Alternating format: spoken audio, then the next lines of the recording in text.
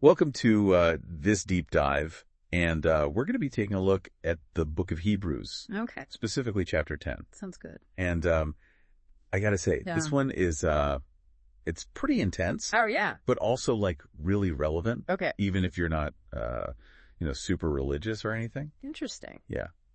So I'm excited to like get into this with you. Yeah, I think what is really interesting about Hebrews 10 is how it tackles this fundamental question that we all have as human beings Yeah. of like, how do we deal with the weight of our shortcomings? Right. You know, and it does this by drawing this powerful comparison between the Old Testament system of animal sacrifices Okay. and the new covenant established through Jesus. So we're talking about like a big shift in thinking here. Absolutely, a huge shift. Oh, yeah. You see, in the Old Testament, animal sacrifices were so central to Jewish worship. Right. But the author of Hebrews argues that those sacrifices were essentially a shadow, like a placeholder pointing to something much bigger. It's like they were constantly reminding people of their shortcomings year after year, Okay. but couldn't truly erase them. So like, what was even the point then?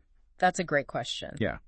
The author of Hebrews is suggesting that those sacrifices served as a kind of tutor, Okay. preparing people for the coming of Jesus. Hmm. They highlighted the need for atonement, Okay. the idea that sin creates a separation between humanity and God. Right. They also foreshadowed the idea of a perfect once-for-all sacrifice. Mhm. But it's like hitting the snooze button on a problem. Okay. You're acknowledging it, but not fully dealing with it. I can see that. Yeah, I get that image. Yeah. Okay, so like, how does Jesus change all this then?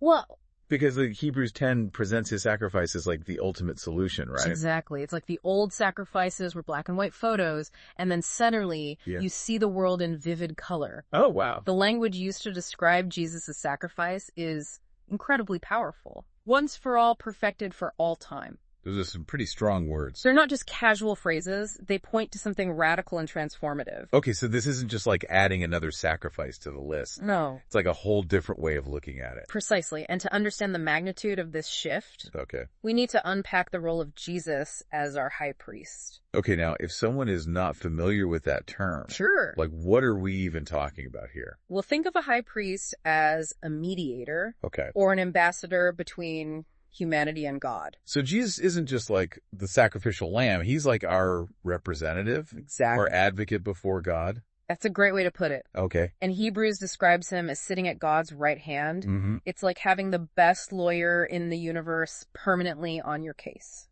Wow. Okay. That's a powerful image. It is. But what does all this actually mean, like, for us, in our lives? Right. How does this actually change things?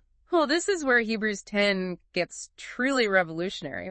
It's talking about a complete reset in our relationship with God. True lasting forgiveness. Wow. And this forgiveness isn't something we earn. Okay. It's a gift based entirely on what Jesus has already done. Hmm. There's this incredible line in verse 17, their sins and their lawless deeds I will remember no longer. Wow.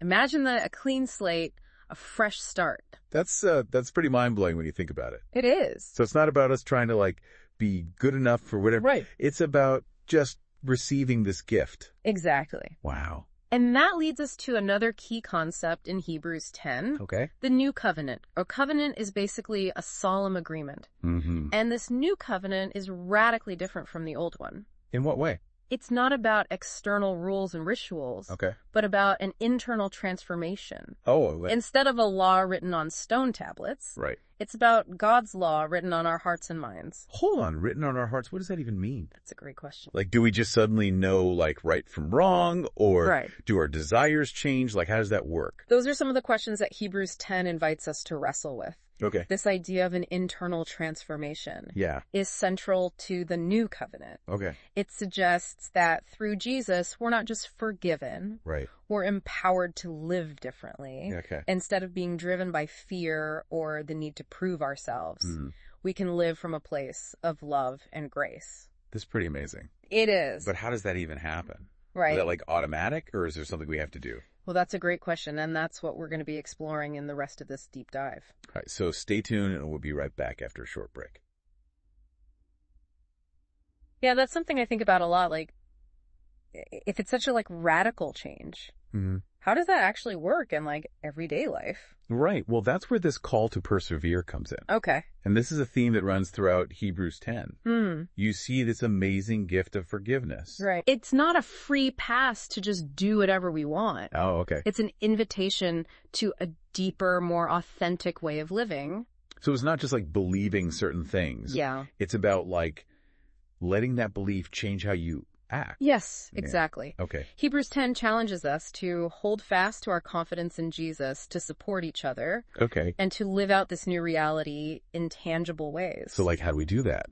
Well, it's like being given a brand new map and a compass. You have the tools to navigate life differently, Okay. but you still have to choose to use them. I can see that. Yeah. But Hebrews 10 doesn't like shy away from the consequences either, right? That's true. Like if you reject this whole thing, it's, Right. the language gets pretty intense. It does. It's pretty strong language. It's like a terrifying thing to fall into the hands of the living God. Yeah, and while that language might sound harsh to modern ears, Yeah. I think it reflects the deep conviction that this choice has eternal significance. Oh, wow. Okay. So like back then they were facing real persecution. Mm-hmm. So that would have been like super relevant to them. Absolutely. But how should we understand those warnings like today? Right. Is it like about God punishing people who don't believe? That's a complex question, and I think it's important to approach those verses with sensitivity and nuance. Okay. Remember, the overall message of Hebrews is one of hope and invitation. Mm-hmm. It's not about God being vengeful, Okay. but about the natural consequences of choosing to live outside of that realm of grace and forgiveness. So it's less about God like doing something to us. Right. And more about us like choosing to Yeah, choosing to align ourselves. separate ourselves. Yeah, with a reality that's already there.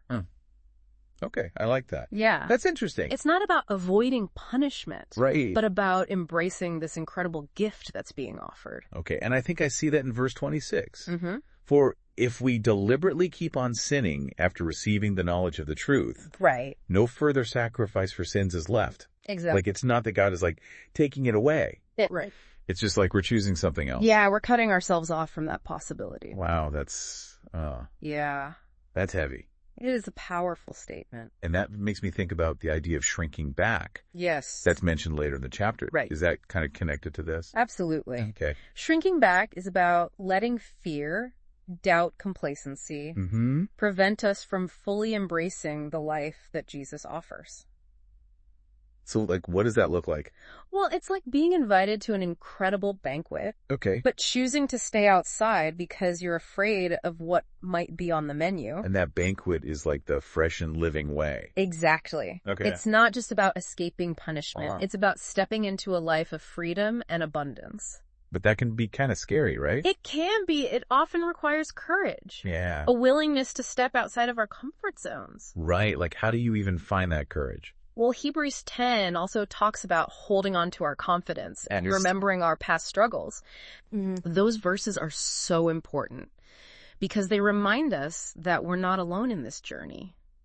We can draw strength from the experiences of those who have gone before us, and we can find support in our community of fellow believers. Like we're all in this together. Exactly. We're not meant to do this alone. Okay. Remember, Hebrews was written to a group of people who were facing real opposition for their faith. Right. Like they were really going through it. They were, and the encouragement to persevere, to not lose heart, would have been incredibly meaningful to them. So it's like saying, hey, you've come this far. Yes. Don't give up now. Exactly. The reward is worth the fight. And that's something that we can all relate to today. Absolutely. Even if we're not facing like literal persecution or anything. Right. We all have moments where we're tempted to shrink back. Yeah, for sure. To give in to fear or discouragement. But Hebrews 10 reminds us that we have a choice. Okay. We can choose to hold on to our confidence, to draw strength from the community around us, and to keep moving forward on this journey of faith. Like faith is not just like a one-time thing. It's like an everyday. It's a daily choice. Yeah. Okay. That's It is. That's really powerful. It is. And that choice has like real consequences. It does, both positive and negative. Yeah. Wow. Okay. There's one more verse I wanted to touch on before we wrap up. Okay. Hebrews 10:38. Okay. But my righteous one will live by faith, and if he shrinks back, I take no pleasure in him. That's like a really... What's a powerful statement? Yeah, it's like, whoa, It is. It's like, it's getting to the core of what it actually means to have faith. Yeah, I think that's right. It really challenges us to think about, how we're living our own lives. Mm-hmm. And it suggests that true faith, it isn't passive.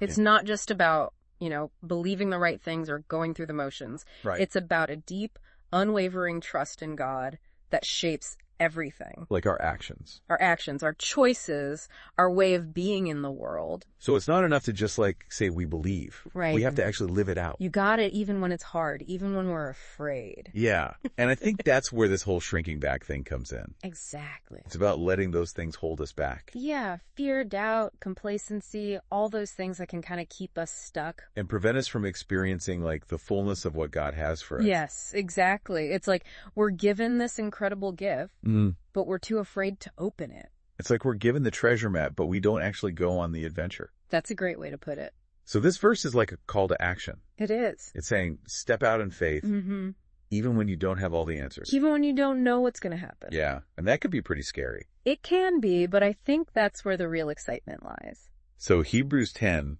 it's not just about avoiding punishment or anything. Right. It's about embracing this whole new way of living. It's about saying yes to the adventure that God is inviting us into. This has been such a cool journey through Hebrews 10. It has. We've covered so much. We have. Like the whole idea of sacrifice and how Jesus changes everything. A call to persevere the consequences of rejecting this gift. Yeah, and how do we actually live this out? It's a lot to unpack. It is. But I hope it's been helpful. I hope so too. Yeah. I think there's so much here that can speak to us no matter where we're at on our spiritual journey. Yeah, like the idea of forgiveness, transformation. Perseverance, courage, all these things are so universal. They really are. They're part of the human experience. Yeah, and for me what really stands out is this idea that faith isn't passive. Right. It's not about sitting on the sidelines. It's about engaging with the world around us. Trusting God even when things are uncertain. Yeah. And letting his love shape our hearts and our actions. That's beautifully said. Well, thank you. And I think that's a great takeaway for all of us. Whether we consider ourselves people of faith or not, we all have this choice to make. Yeah. To shrink back from the challenges or to step forward in courage. And trust that we're not alone. Exactly. Well, thank you so much for joining us on this deep dive into Hebrews 10. It's been a pleasure. We hope it sparks some new insights for you. Some fresh perspectives. And maybe even some questions worth pondering. As you continue to explore this amazing chapter and its message. Absolutely. Thanks for listening.